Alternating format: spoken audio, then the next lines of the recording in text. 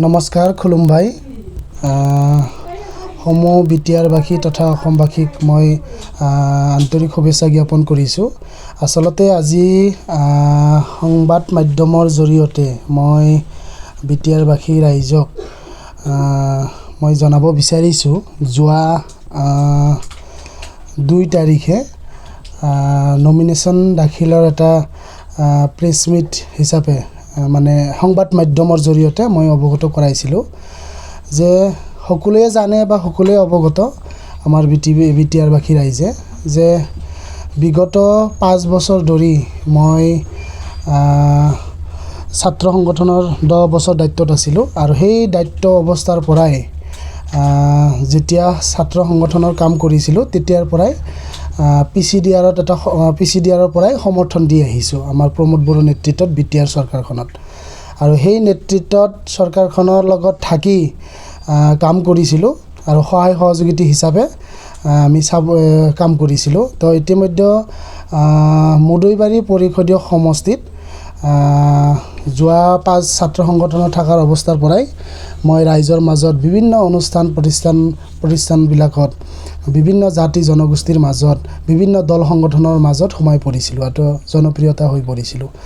তো 2 বছৰ হৈছে ইউপিপিএল দলত মই যোগদান হোৱা আৰু বিটিআৰৰ চিফ প্ৰধান প্ৰমোদ বড়োৰ নেতৃত্বত মই চিফ ছাৰৰ বাসগৃহত 45 জন লগত লৈ মই যোগদান কৰিছিলোঁ আৰু সেই যোগদানৰ প্ৰতিশ্ৰুতিত বিটিআৰৰ চিফ প্ৰধান প্ৰমোদ বড়ো ছাৰৰ লগত মোৰ এটা কথা আছিলে যে মই ৰাইজৰ হৈ কাম কৰিবৰ কাৰণে ইচ্ছা আৰু হেঁপাহটো আছে। তাৰ কাৰণে ছাৰৰ সিদ্ধান্ত মৰ্মে আৰু ছাৰৰ ঠিক তেনেকুৱা ধৰণৰ এডভাইচ মৰ্মে মই বিভিন্ন বিটিআৰত যিমানবিলাক সমষ্টি আছে প্ৰত্যেকটা সমষ্টিত মই সহায় সহযোগিতা কৰিছিলোঁ বা কেম্পিঙে হওক বা প্ৰচাৰ অভিযান চলাইছিলোঁ যে প্ৰমোদ বড়োৰ নেতৃত্বত শান্তি আহিছে, বিটিআৰত এটা শান্তি আহিছে, জলমতময় মানে পৰিৱেশ এটা আহিছে আৰু সকলোৱে বিভিন্ন জাতি জনগোষ্ঠীৰ মাজত এটা আকৃষ্ট হৈছে।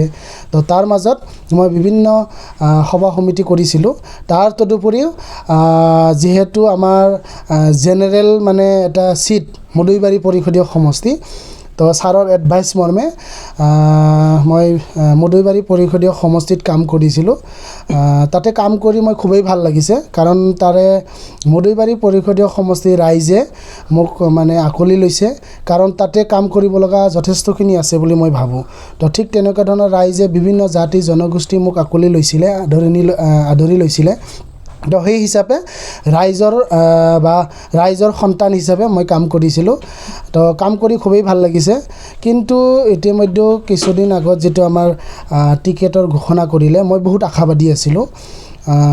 আশাটো চবে থাকে কাৰণ বহু ঘাত প্ৰতিঘাতৰ মাজত কাম কৰিছিলোঁ কাৰণ চবে জানে, বিটিআৰবাসী ৰাইজে জানে, আমাৰ বিটিআৰৰ চিফ প্ৰধান প্ৰমোদ বড়ো ডাঙৰীয়াও জানে যে 2018 চনত যেতিয়া আমি পিচিডিআৰ হিচাপে কাম কৰিছিলোঁ, তাৰপিছত ইউপিপি, তাৰপিছত বৰ্তমান ইউপিপিএল, তো নেতৃত্বত প্ৰমোদ বড়োৰ নেতৃত্বত যেতিয়া কাম কৰিছিলোঁ তেতিয়া মোৰ প্ৰত্যাহ্বান আহিছিলে।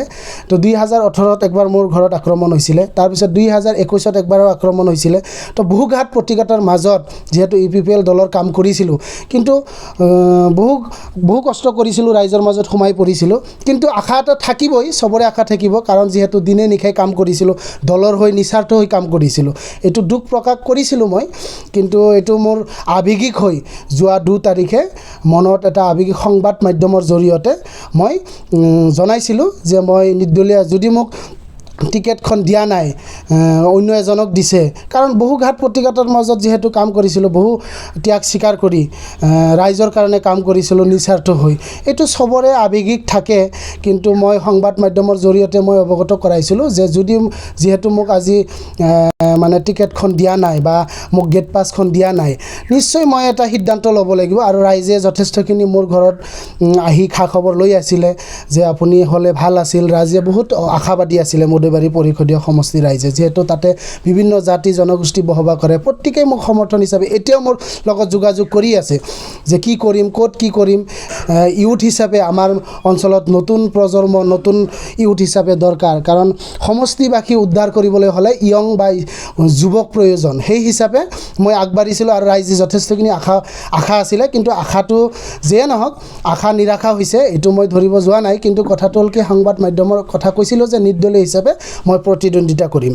তো সেইটো আচলতে মই মানে আৱেগিক হৈ মনৰ আৱেগিক হৈ সেই কথাখিনি মই আৱেগিক হৈ মই কথাখিনি কৈ পেলাইছিলোঁ।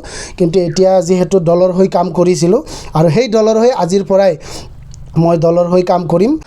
আজিৰ পৰা মই মদৈবাৰী পৰিষদীয় সমষ্টি যি ধৰণে কাম কৰিছিলোঁ ঠিক তেনেকুৱা আজিৰ পৰাই মই তীব্ৰ গতিৰে মদৈবাৰী পৰিষদীয় সমষ্টিত মই কাম